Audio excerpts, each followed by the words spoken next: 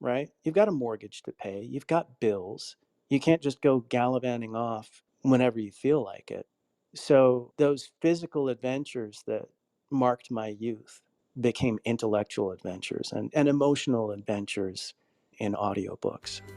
Hello, and thank you for joining us. I'm your host, Anna Clements, and this is Audiobooks with Anna, where we explore the fascinating world of audiobooks with industry experts. To everybody that's gathered here, welcome. Thank you very much for joining us. We're chatting today with Tim Pabon. Tim, it's an absolute pleasure. We met in, I think it was 2017 at APAC for a brief 2-minute conversation because I think we were introduced to each other because we both were bilingual. We had a lovely conversation, but I'm thrilled to be able to actually sit and spend some time talking to you and finding out about you. So let's begin. Let's not waste any time at all. I apologize for my first question, but it's been nagging me all day. As a child, were you a Tim or a Timothy? So I was actually Andres. Ah, And yeah, but the story goes, it's kind of funny.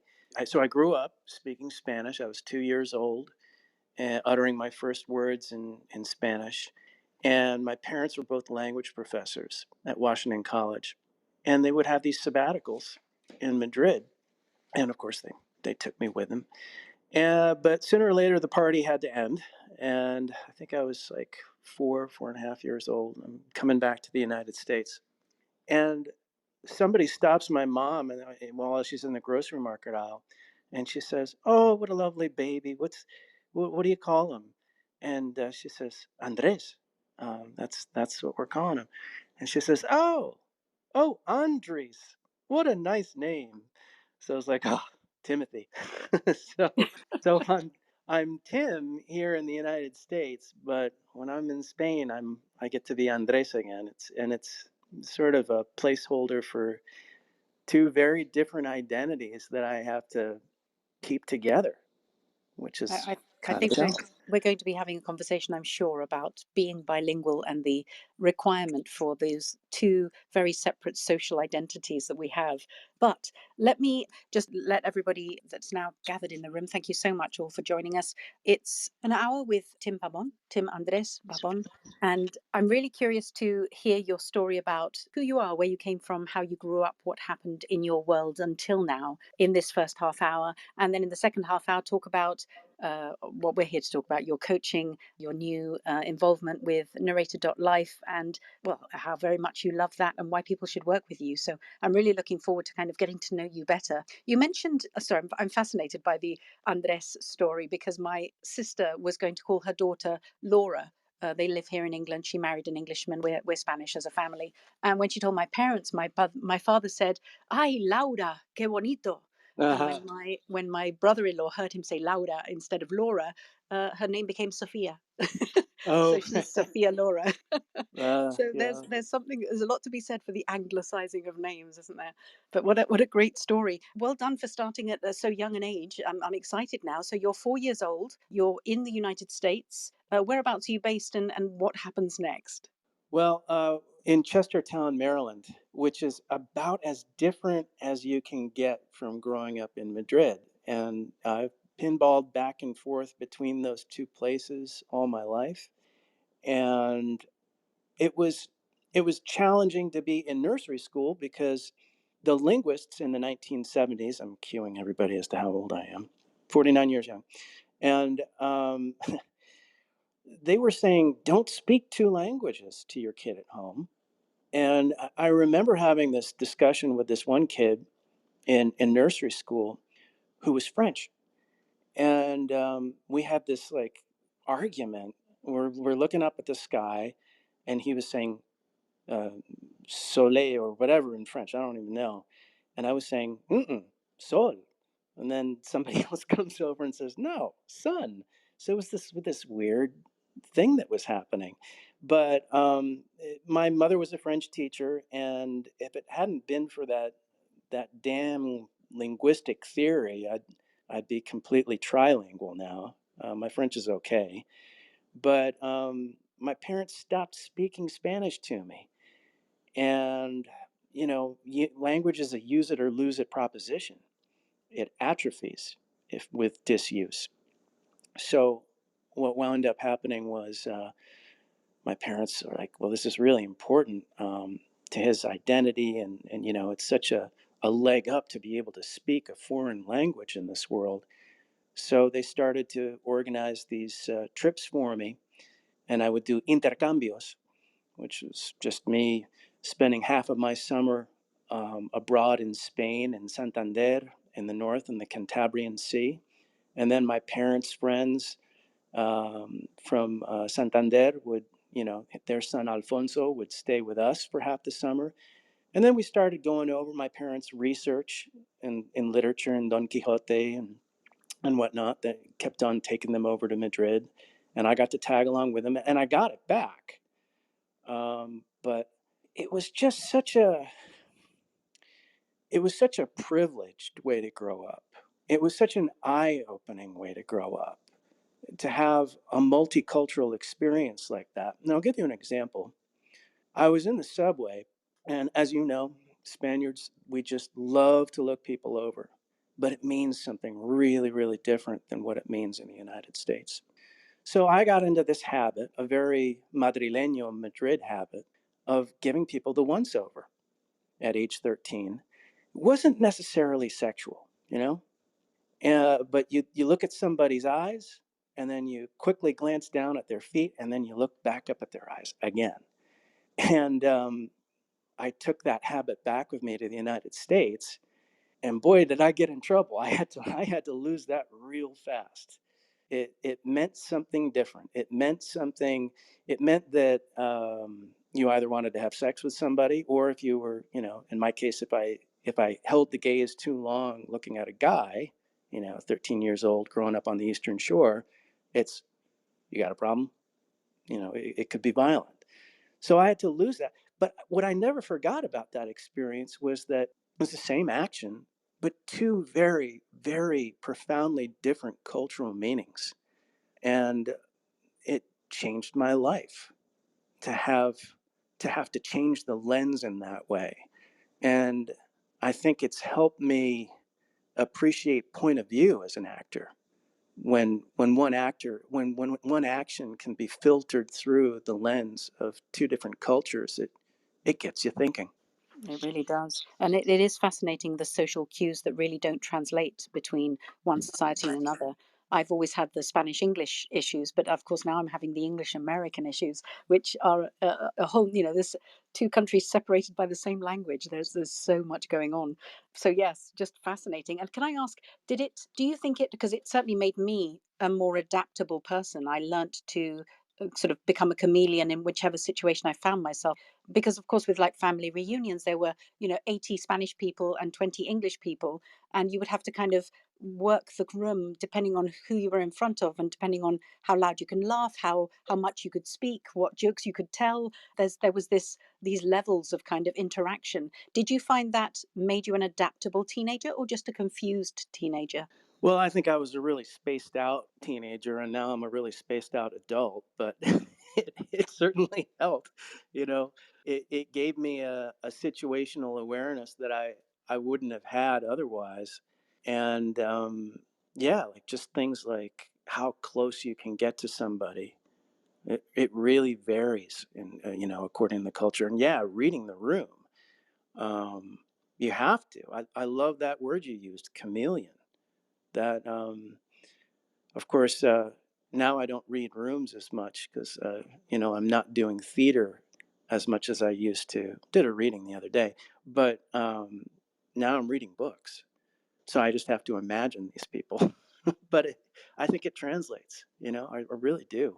Absolutely. No, I believe so too. I think the chance to be able to, as you said, understand somebody else's point of view, put yourself in other people's shoes, or appreciate something through another lens is a great in to acting. Do you think were you always going to be an actor? Because it feels like you were growing up in a house full of books and linguists.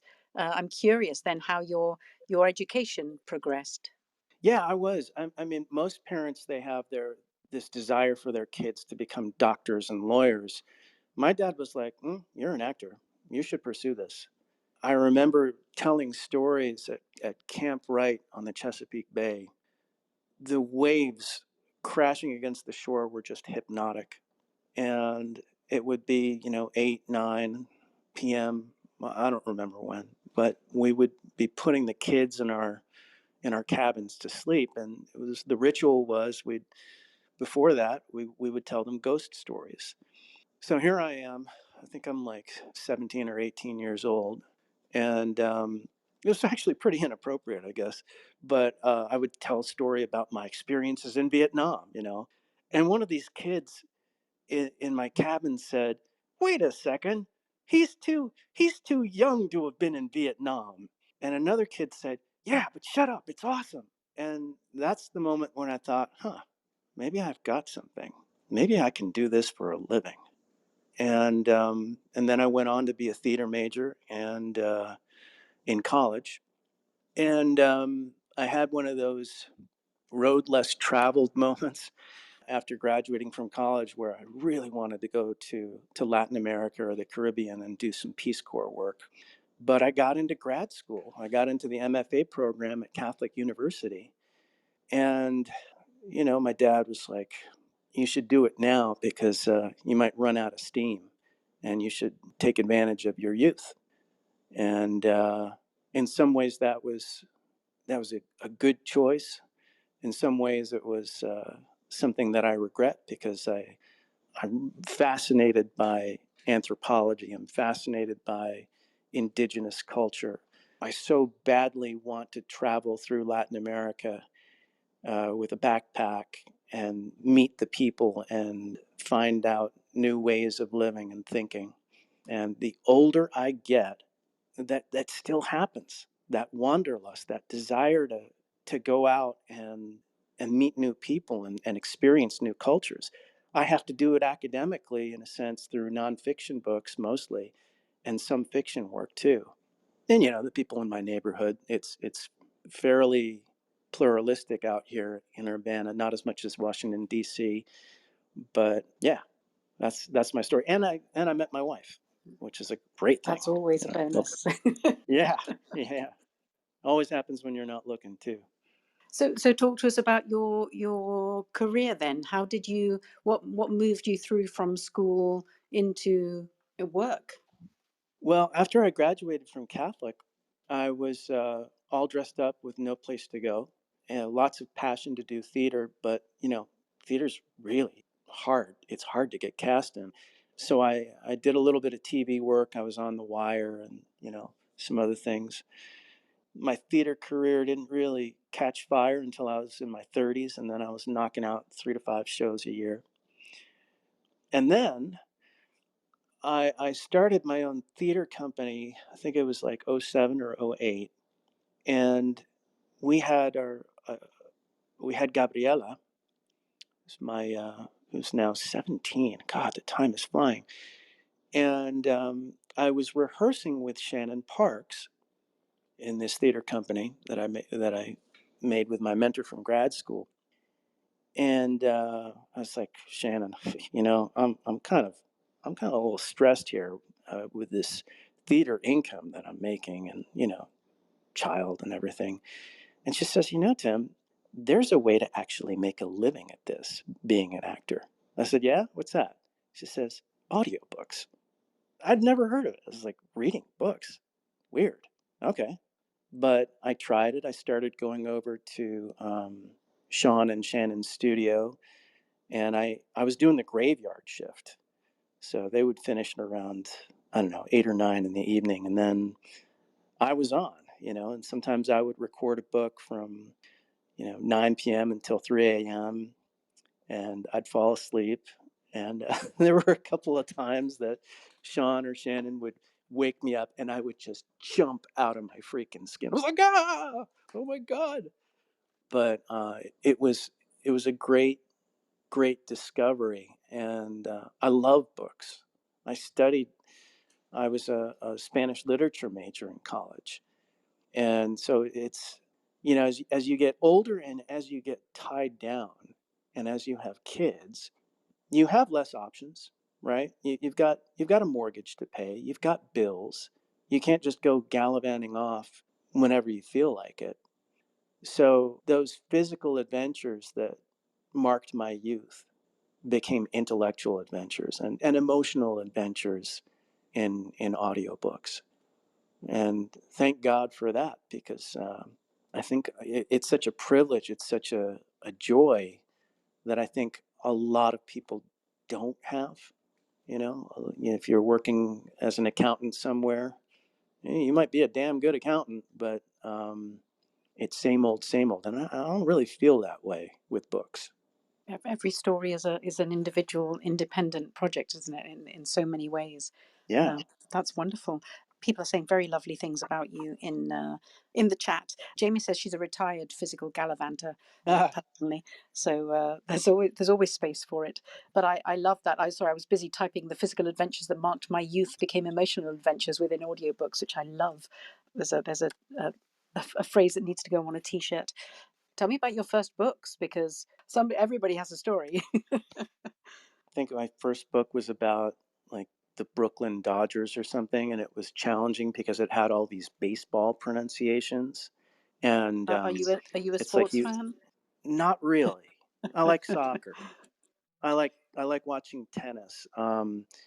Baseball is more, you go to a baseball game, you don't even have to like baseball. There's something kind of magical about being in the stadium and the dun dun dun dun dun dun dun, and it's even magical that they're charging you $10 for a hot dog, which would cost you 50 cents in your own kitchen, and $20 for a beer. But somehow, just being able to sit there with, friends, loved ones, it almost doesn't matter how good the game is or how interesting it is.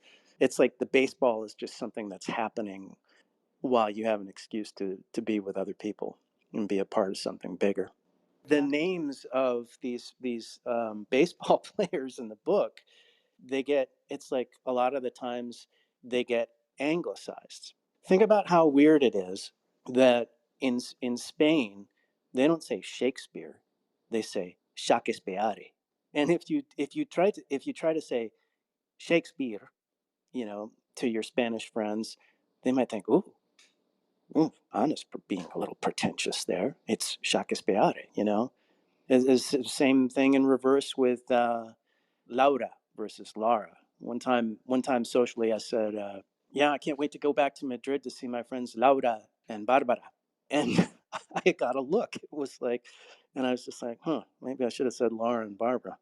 That's what we face when we're doing pronunciations. And I think maybe the sports culture is a little bit more ethnocentric. And so there's going to be more of a tendency to anglicize the names than, yeah, that's my theory of the case. Yeah. It's a very unforgiving fan base, though, isn't it? I find that sports fans are very quick to shout about, whether you've pronounced a name and it's usually the way that the commentators pronounce it. It's not necessarily the way it's actually pronounced, it's the way they're accustomed to hearing it. And so there's so much research to be done there, isn't there, on actually ensuring that you're delivering the name that's required in this moment for this market by this author. It's a lot. Yeah. Yeah, exactly. And then you don't want to look pretentious, and you don't want to be distracting from the narrative, but you also want to honor the name that's given. And oh man, it's different every time. And it's a good conversation to have with the publisher. It's good to, I don't know, record all the names and check them twice, and just get some signing off on what you're doing and how you're doing it. You get a little bit of social permission, maybe run it by the author. That adds time. Time adds cost, cuts into your hourly rate, but ultimately it's worth it. And you know what? You can do everything right. You're still going to get dinged sometimes. That's just the reality. No, it truly is. It truly is. Let me ask you then. So I'm not sure which road to go down now, because you brushed over. I started a theatre company, and I'm aware that that's not something you do lightly or that you drop after a couple of weeks. So take us back to that a second before we move straight into the smooth sailing that audiobooks has been for you. Well, you have to be really romantic and really naive and really, really passionate to start a theater company. And it was one of those things where even despite all of the perspective and the countless conversations that we had with our cohort in grad school in the MFA program at Catholic University, that ignorance was bliss, because I didn't know a lot of stuff. And I think that if I did, I might not have tried to do it. And it is still, and it always will be one of the funnest, bestest things I've ever done in my life. I'm so glad I did it. 5 of us actors got a chance to know each other in an original work that we developed together as a piece of devised theater. And it was about Billy the Kid. And we were studying gun violence in America. That was my obsession at the time. And we did it through the lens of our own personal stories, our brushes or near brushes with, schoolyard bullies and fights. So it was this exhumation of our own personal histories and the ability to make stories, to make art out of our own personal stories that was very powerful. And I actually think that, one of the best things that you can do if you're a theater major, a theater person, and you want to get into doing audiobooks is do a devised piece where you're drawing on your own personal stories at least once. I think it adds something. You people in the audience, you can. There's nothing stopping you. You've all got tons of stories, and what you'll find is there's a kind of archaeology that happens. You're digging into your past. You're digging into all this sediment, these layers of stories in your own life, and you're figuring out the values that are operative, that make your life meaningful at different points in your life. And by doing that, by becoming a better steward of your own stories, I think it allows you to be a better narrator and a better steward of the stories that are in any given book. Okay, I'm typing that one up for a t-shirt too. So talk to us then about that move into audiobooks, which it could not be, I think, more different from theatre if it tried, but in its own way, still as compelling and fascinating. And, each project, as you mentioned earlier, is so independent, so unique, so special. I feel like my experience is that each book teaches me something very specific, whether it's about the content of the book or working with a particular person on it or the experience of what was going on in my life while I was narrating that book. Each one seems to bring some new growth, and which hasn't stopped. It's an ongoing thing. What do you love about audiobooks, and have you stuck at it because of paying bills or actually because you really enjoy it? I think it's a little bit of both. I mean, it's a great way to pay the bills and to keep seeing the world in in ways that maybe you can't see them. I mean, I'm not saying that there aren't really cool jobs out there, but I think that, you know, audiobooks tends to be a cooler job than most jobs. So I'm grateful for that. The business was different 13 years ago. I don't hate me, all y'all, but when I got into this business, it was like trying to get a parking space in DC. There were, for theater, there were only so many parking spaces, but there were a ton of cars, and it was really hard to get one. Eventually, I did, but they didn't pay enough. But with audiobooks, it was the reverse. I would go to APAC back when we were still meeting in person, which I miss, and I would always get jobs, and I always felt like there I was one of fewer fish, and it was just it was just a whole lot easier to get in. The market has been flooded, um, and I think that a big part of that has been the adoption of home studios, um, which I had to do, which Sean so graciously. Sean Pratt he's such a mensch. He made my first studio. I'm a terrible carpenter. Um, Such a great guy and a good friend, loyal friend. Um, Always appreciate him. It's it's harder now. There are a lot more people the numbers are different. I used to not have to audition at all. I'd wake up in the morning, I'd get an email. It's like, oh, what am I doing today? And then I'd have be booked 4 to 6 months out. Now you got to market yourself.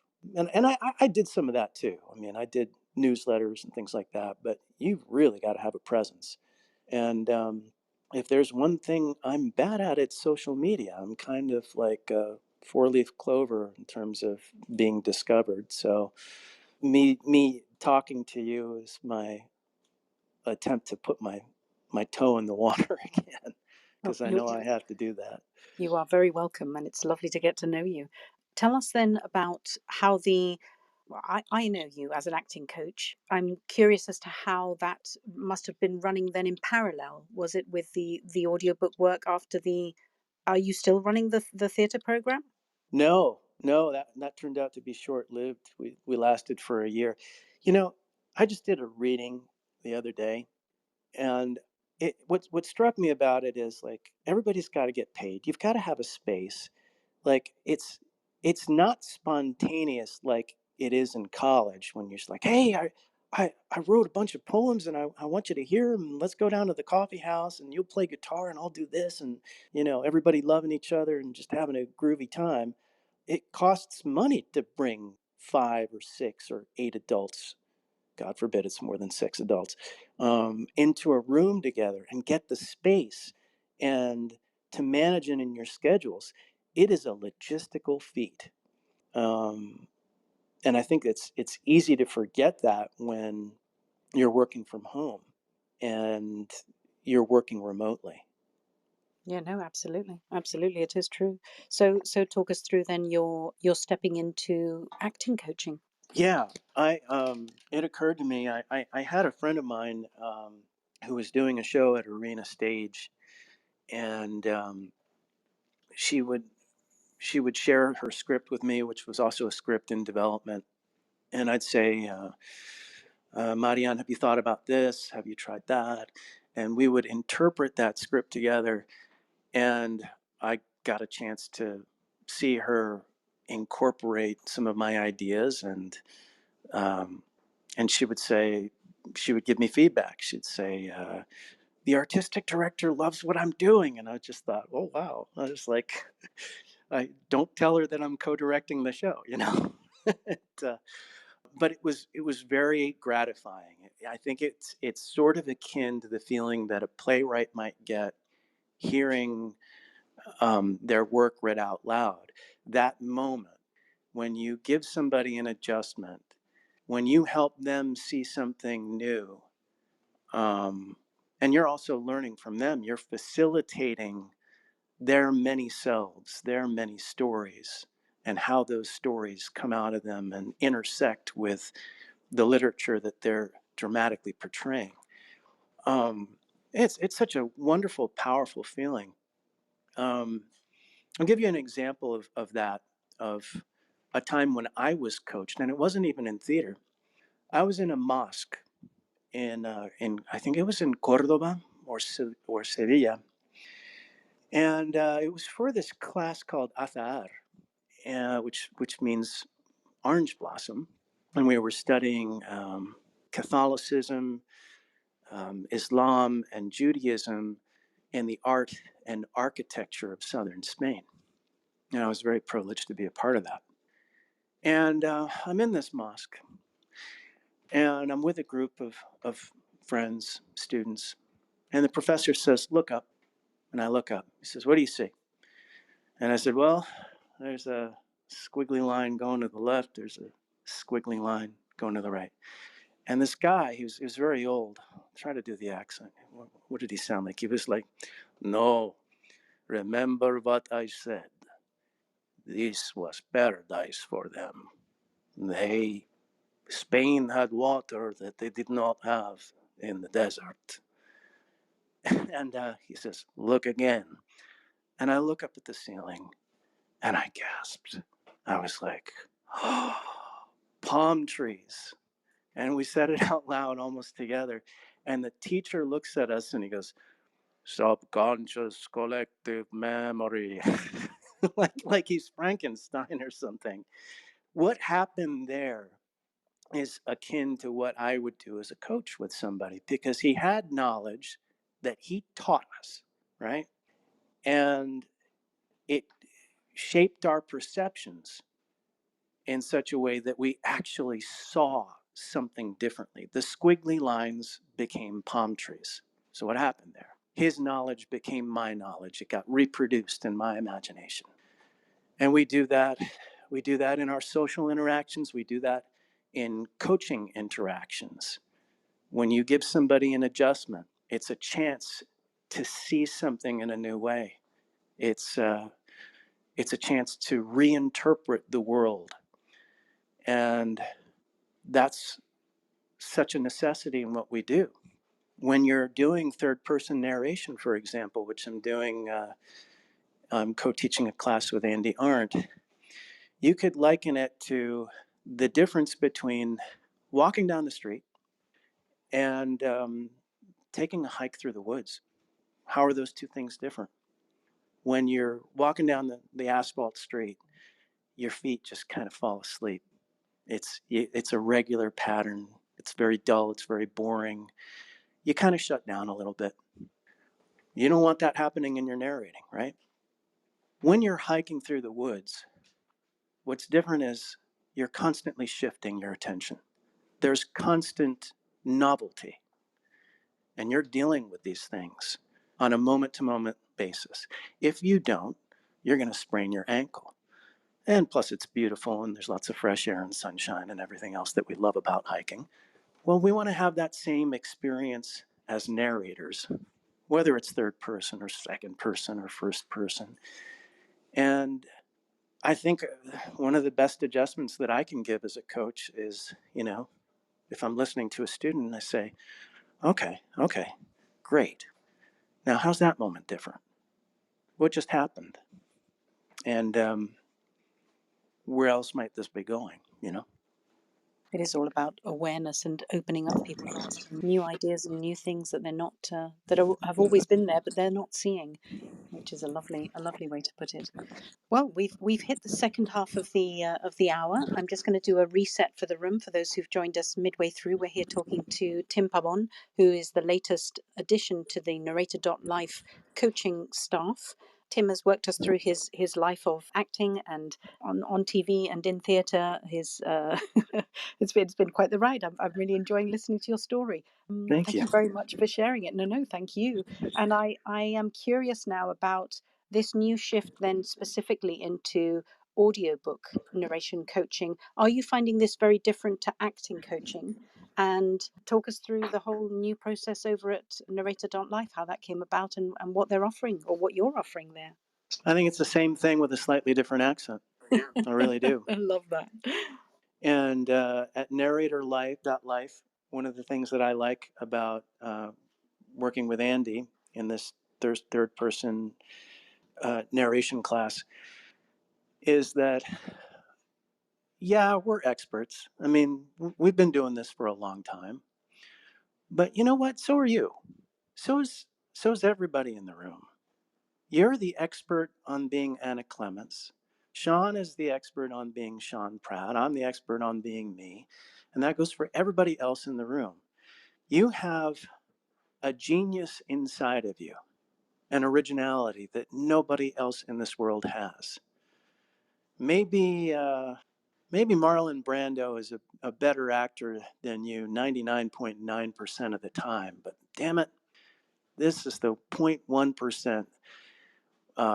There's one book out there that only you can do, one book that's got your name on it. And if everybody is the expert on themselves, then it stands to reason that my job as a coach is to be a little bit more of a facilitator, right? And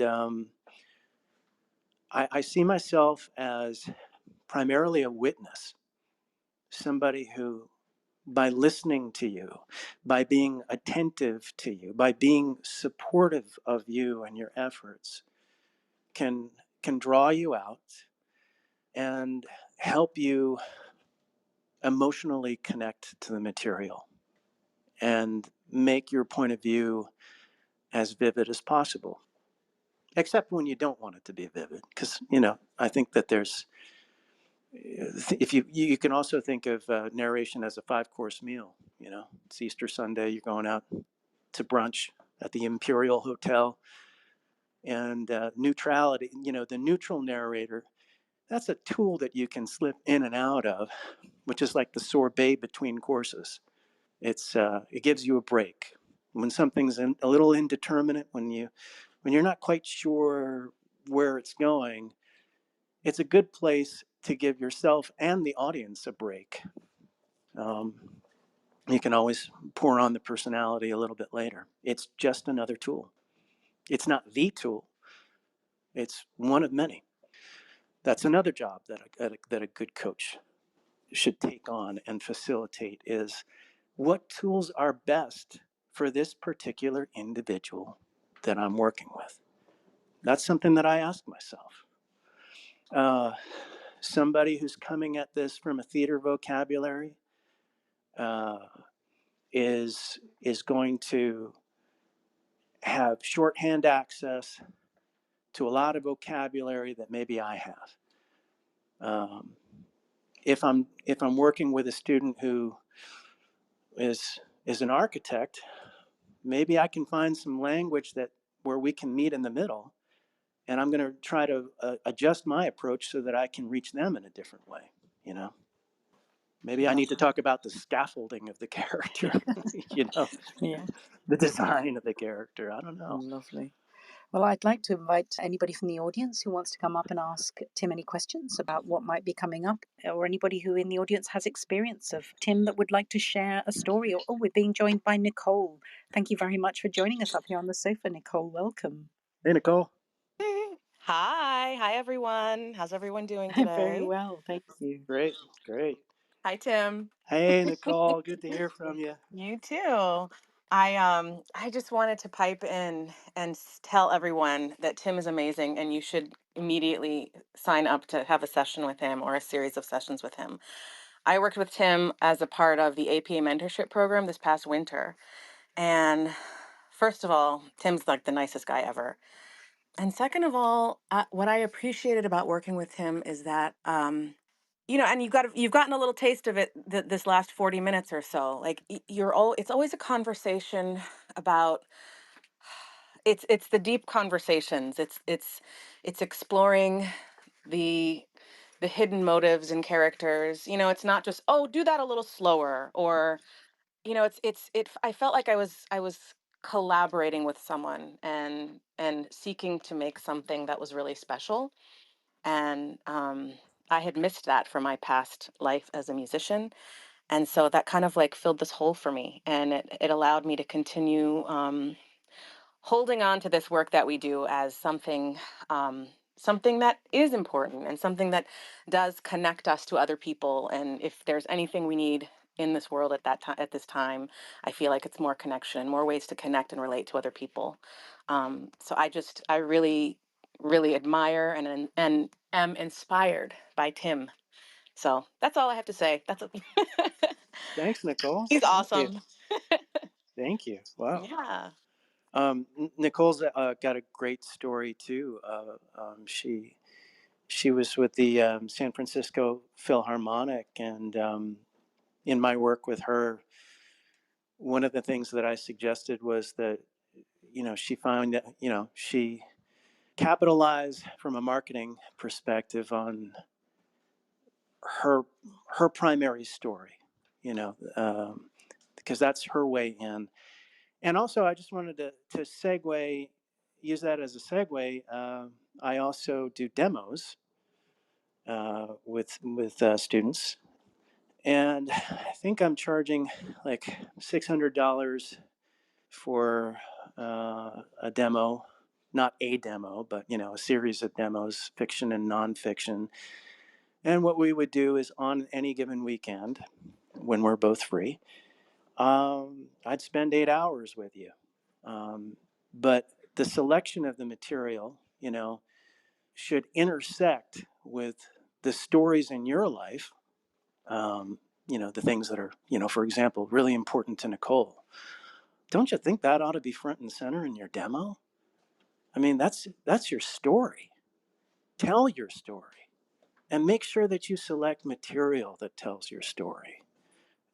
Because that story, those things that you care about, you want that to be the primary thrust in your work too, because I think you'll do that material better because you naturally care about it.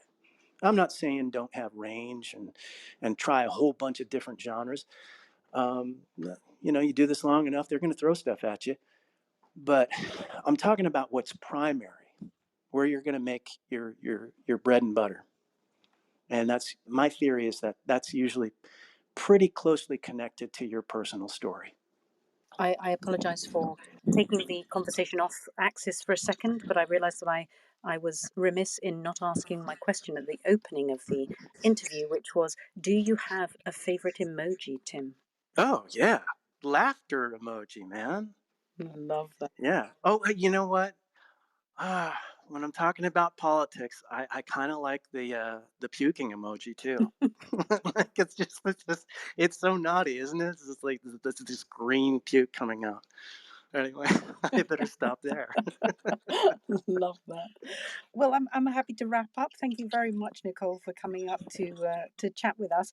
Tim, Yeah. have you got any last thoughts you want to share, or anything you'd like to tell people you're up to in the near future? Or I know, tell us how they can get in touch with you. Oh, yeah. So timapabon.com is my website, and timapabon at icloud.com.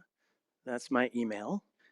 And also, just to put a bug in everybody's ear, in June, I'm going to be doing a Hispanic Voices class, which is open to everybody, whether you're Hispanic or not, through Narrator.Life, where we're going to investigate issues in Latin American and Iberian Peninsular literature, and American books that have Latin themes, books where you're going to encounter different accents, different Hispanic accents.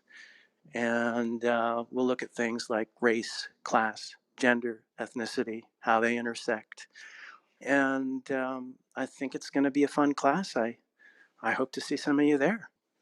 Fantastic. Thank you very much. Lots of lovely comments, as I mentioned in the chat, of people saying what a pleasure it's been to get to know you and to hear your stories and to find out what you're up to. So thank you very, very much for sharing all of that with us. Yes, thank you again for coming up and joining us and for being here today. It's been an absolute pleasure to get to know you. We look forward to seeing much more of you on social media. I know, right? I just have to do that. Nicole's been sweet, because, as my mentee, she's like, Tim, you gotta do this. And I'm like, yeah, I know, Nicole. I know. You're right. Yes. Thank you. Well, good luck with that. I just want to say thank you very much again for joining us and for being here today, Tim. Thank you very much. It's been a pleasure. Thank you so much. Thank you. Today we talked to Tim Pabon. My takeaways, a bilingual acting coach worth spending time with. Thank you very much to everyone who joined us today. Thank you, Nicole, for coming up to the sofa, and for those who participated in the chat. You always write such lovely things. Do take care of everybody. Make sure you have a wonderful week, and let's go out and be our favourite selves. Bye-bye.